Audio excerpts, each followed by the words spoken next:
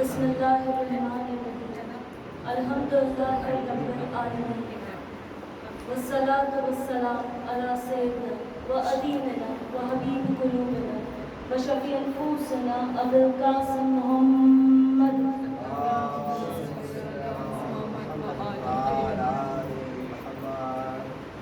وعلی اہل بیتہ الطیبین الطاہرین واصحابہ الغر المیامین الحمدللہ الذی جعلنا من المتمسکین بولایۃ سید مولانا علی بن ابی طالب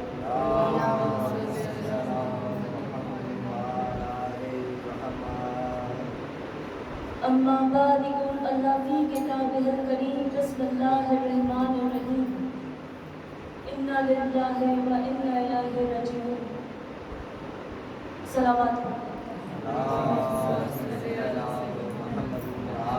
آج 12 محرم بیت گئی. سارے اسیر کربلا میں اپنے پیاروں سے ودا لے چکے ہیں.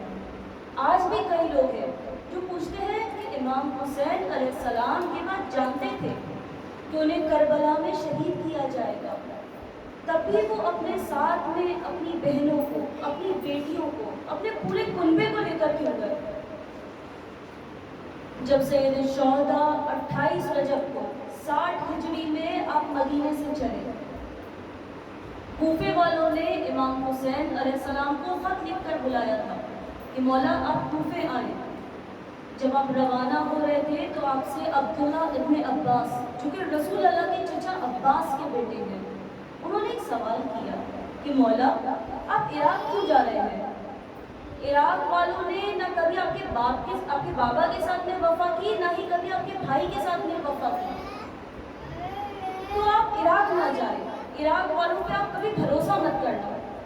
جس پہ امام حسین علیہ السلام نے فرمایا کہ میں جانتا ہوں وہ مجھ سے وفا نہیں کرے گا.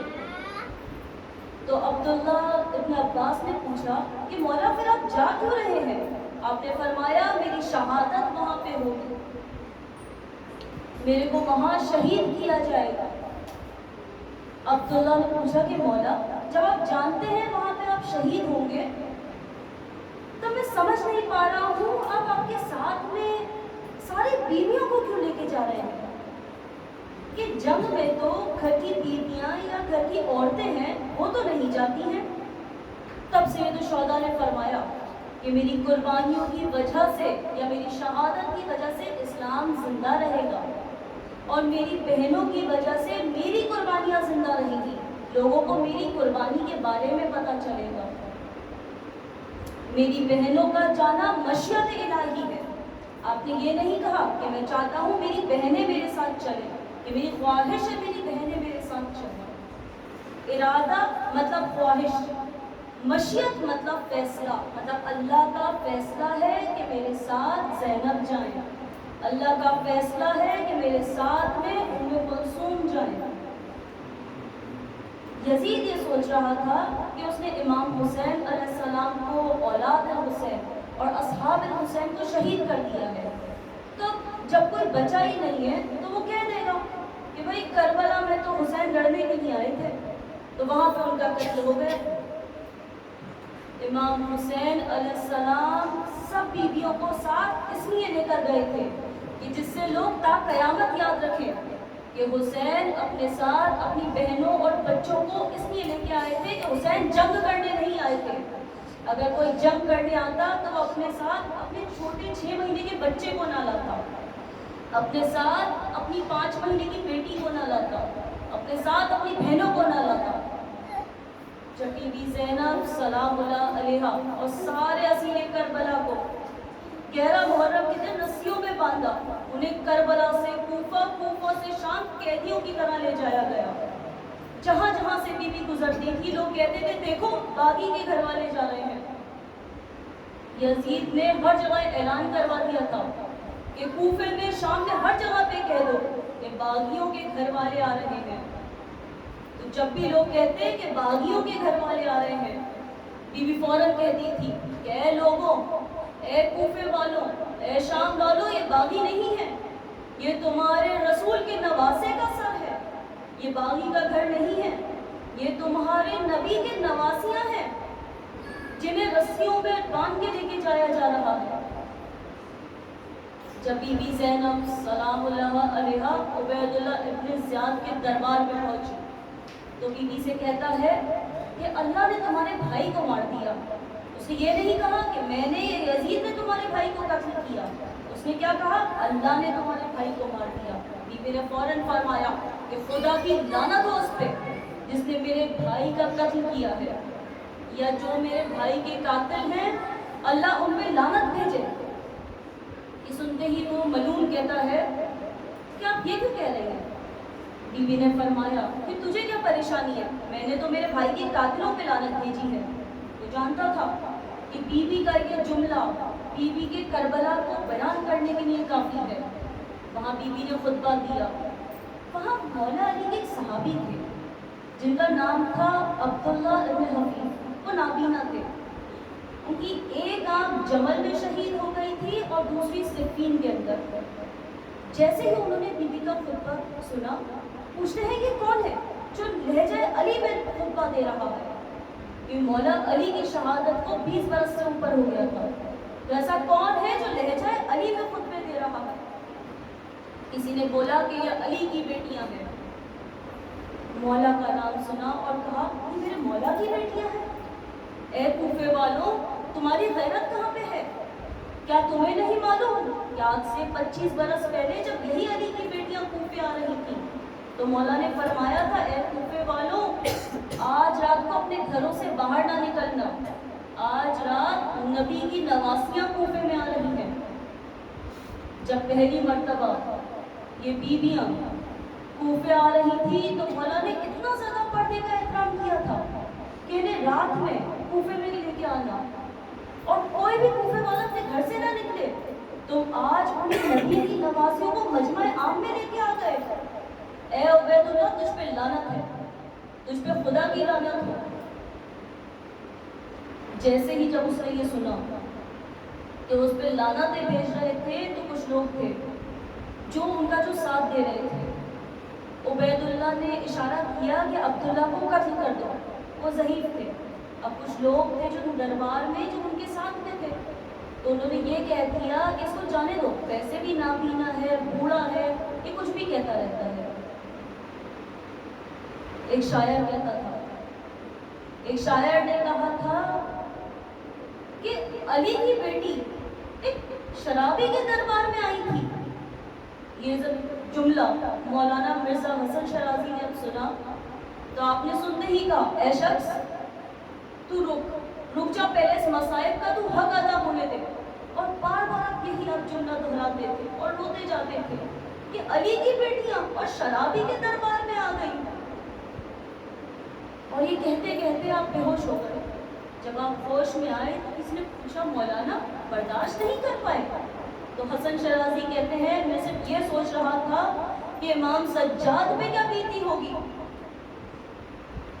इमाम सज्जाद से जब पूछा गया कि मौला आप पे सबसे ज़्यादा आप पे कड़ा वक्त कहाँ पे गुजरा, क्या वो करबला था जब आपके बाबा को, आपके भाइयों को आपके सामने शहीद किया गया था? आप सिर्फ एक जवाब देते थे, अशाम अशाम अशाम।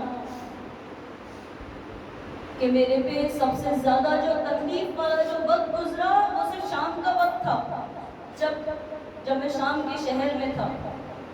ना महरमों का मजमा था, हाथों में पत्थर थे, बागियों के नारे थे और छतों पे औरतें गर्म पानी फेंका करती थी। छतों से लोग पत्थरों की बारिश किया करते थे। और मेरी फुप्पी जो ऊँटनी पे थी, लोग उन्हें बागी कहते थे। लोग पत्थर मारते थे और कहते थे बागियों का काफिला आ रहा है।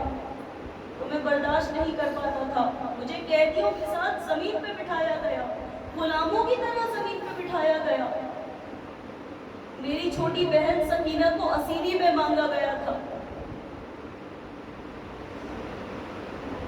जब काफिला करबला का एक सफर के दिन जब शाम पहुंचा, तब बीबी ज़ैनब और जितनी भी बीवियां थी 28 रजब को मदीने से रवाना हुई थी। बीबी को सफर करते हुए 6 महीने और 2 दिन बीत गए थे। बीबी के पैर में कितने जख्म होंगे, पैर में कांटे होंगे।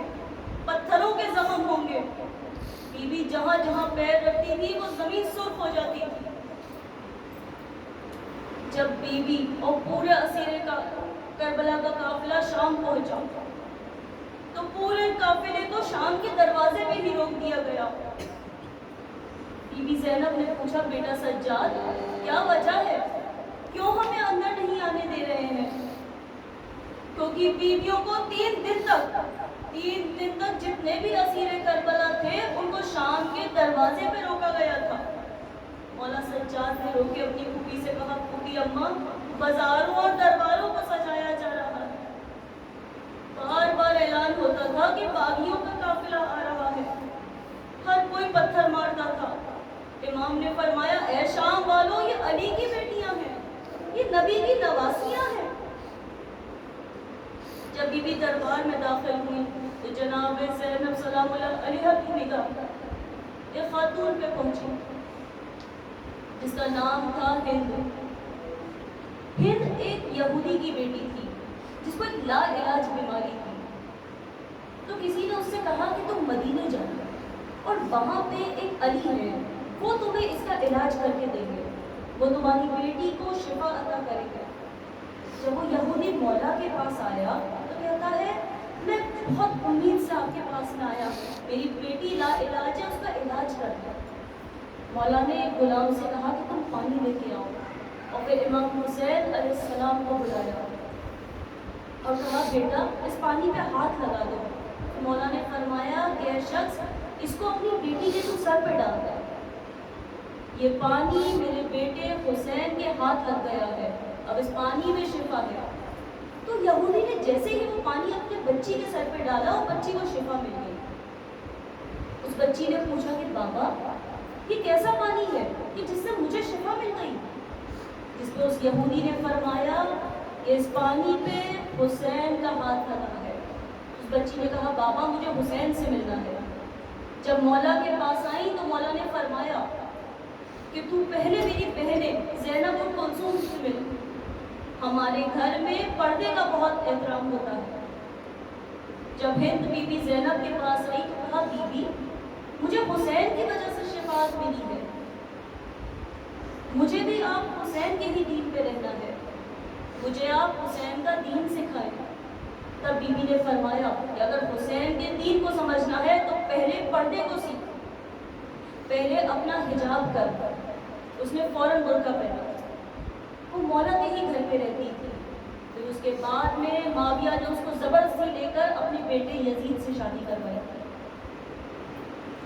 وہ ہند یزید کے دربار میں تھی، وہ ہمیشہ امام حسین علیہ السلام کی نظر دلواتی تھی اور کہتی تھی، صرف ایک دعا مانگتی تھی وہ، یا پروردگار میرے مولا حسین کو خیر سے رکھنا۔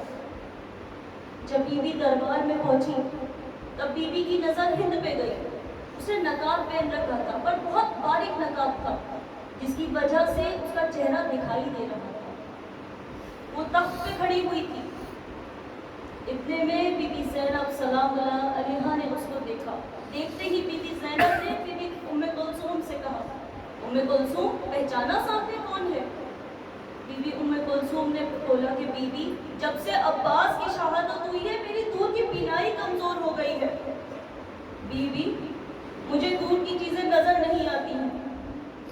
بی بی زینب سلام اللہ علیہا نے فرمایا، ام کلثوم ذرا غور سے دیکھو، سامنے جو خاتون ہے وہ ہند ہے جو میرے بابا کی کنیز تھی، میرے بھائی حسین کی کنیز تھی جو ہمارے گھر میں رہا کرتی تھی۔ بی بی ام کلثوم نے فرمایا، بی بی جسے ہم نے پردہ سکھایا وہ پردے میں ہے اور ہم بے پردہ۔ ساری بیویوں نے اپنا سر جھکا لیا جس سے ہند سے سامنا نہ ہو۔ ہند نے پوچھا کہ آپ لوگ کون سے شہر کے رہنے والے ہو؟ جناب زینب سلام اللہ علیہا نے فرمایا کہ ہم مدینے کے رہنے والے ہیں۔ ہند تخت پہ بیٹھی ہوئی تھی، تخت سے اتر کر آئی۔ بی بی نے پوچھا تو تخت سے کیوں اتر کے آئی ہے؟ تو کہتی ہے میں مدینے والوں کے احترام میں اتر کے آئی ہوں۔ پھر ایک سوال پوچھا کہ بی بی اگر میں آپ سے مدینے والوں کے بارے میں کچھ سوال پوچھوں تو کیا آپ بتا پاؤ گے؟ بی بی نے پوچھا کیا پوچھنا چاہتی ہے؟ ہند نے کہا، بی بی مدینے میں میرا مولا حسین ہے۔ بی بی کا سر جھکا ہوا تھا اور بی بی کے آنکھوں میں آنسو آ گئے۔ بی بی نے پوچھا اور کس کا پوچھنا چاہتی ہے؟ ہند نے کہا بیوی میرے مولا کا ایک بیٹا ہے، بہت خوبصورت ہے، ہم شکل پیغمبر ہے، جس کا نام علی اکبر ہے۔ بیوی نے پوچھا اور کس کا پوچھنا چاہتی ہے؟ ہند نے کہا میرے مولا کا ایک بیٹا ہے سجاد، جس کے سجدے بہت مشہور ہیں۔ بیوی نے پوچھا اور کس کا پوچھنا چاہتی ہے؟ ہند نے کہا میرے مولا کا ایک بھائی ہے، جس کا نام عباس ہے، غیرت کا پیکار ہے۔ بیوی نے پوچھا ہند اپنے مولا کی بہنوں کی نہیں پوچھے گی؟ ہند نے کہا خبردار بیوی، ان بیویوں کا نام اس دربار میں نہ لینا، وہ علی کی بیٹیاں ہیں۔ ان کی ماں کا جنازہ تک رات میں نکلا تھا، جس سے کسی لوگوں کی نظر میں نہ آ پائے۔ ان بیوی کا نام اس شرابی کے دربار میں نہ لینا، وہ پاک بیویاں ہیں اور یہ دربار ایک شرابی کا ہے۔ یہ سنتے ہی بیوی زینب نے فرمایا ہند انا زینب، ہند تو پہچانی نہیں مجھے؟ میں زینب ہوں۔ ہند یہ ام کلثوم ہے، وہ رقیہ، یہ رباب، یہ بچی سکینہ ہے۔ بی بی زینب نے فرمایا ہند وہ جو تیرے شوہر کے سامنے جو تخت ہے اس پہ حسین کا سر ہے، سامنے نیزے کے اوپر جو سر ہے وہ عباس کا سر ہے، جو قیدی ہے وہ سجاد ہے، جو سامنے سر ہے پہلا علی اکبر کا ہے، پھر قاسم کا ہے اور علی اصغر کا سر ہے۔ تیرے آقا کے 6 مہینے بچے کو بھی مار ڈالا۔ ہند نے اپنی چادر کو اتار کے پھینکا اور مجمع عام میں آ گئی۔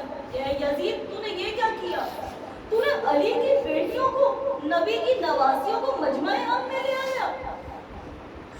اے یزید آج اگر آسمان بھی اگر ٹوٹ پڑے تو حیرت کی بات نہیں ہوگی۔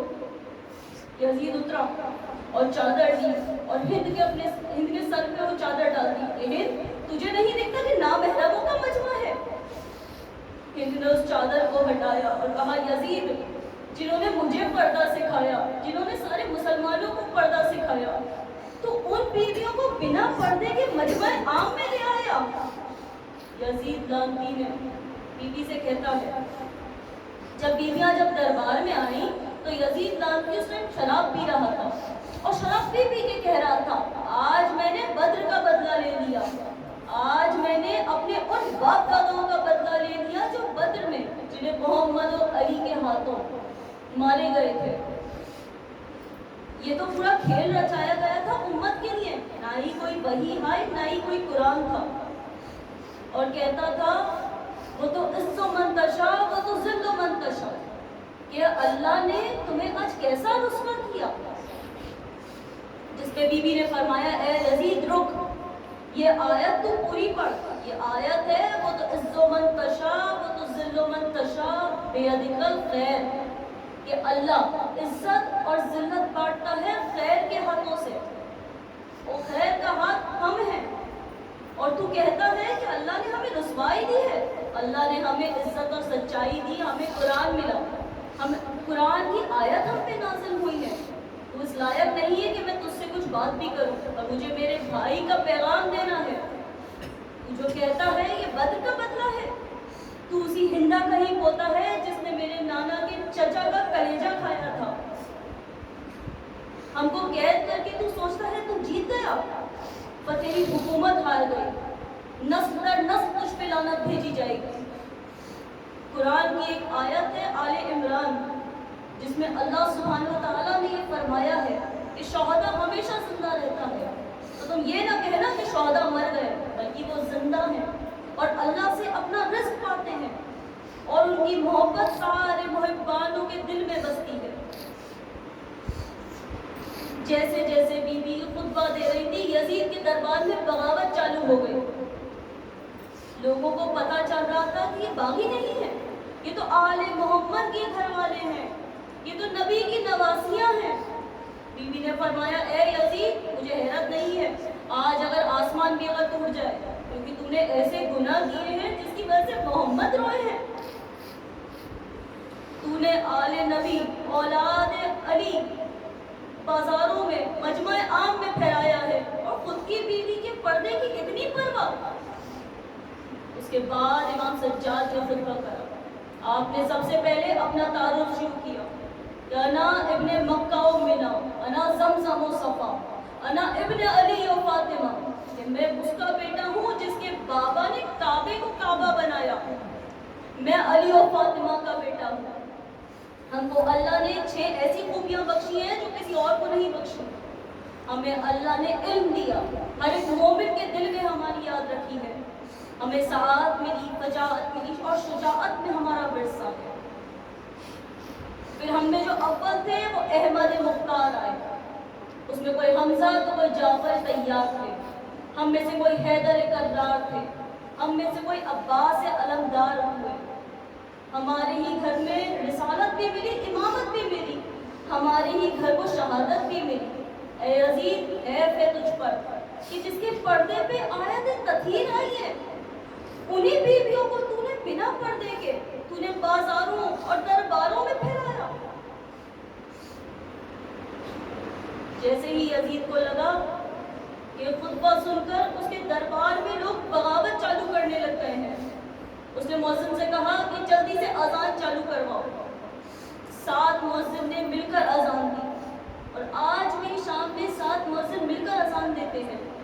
جیسے ہی مؤذن نے کہا اشہد ان محمد رسول اللہ، جس پہ امام نے پوچھا اے مؤذن رک جا، اے یزید یہ اذان میں تیرے جد کا نام ہے یا میرے جد کا نام ہے؟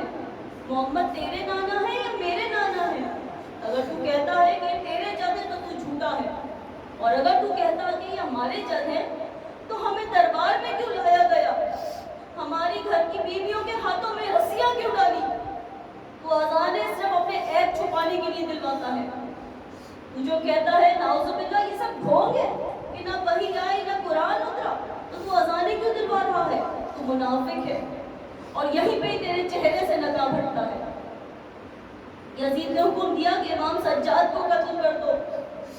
جناب زینب امام سجاد کے آگے آ گئیں کہ رک جا، میں نے اپنے بھائی سے وعدہ کیا ہے کہ میں امامت کی حفاظت کروں گی۔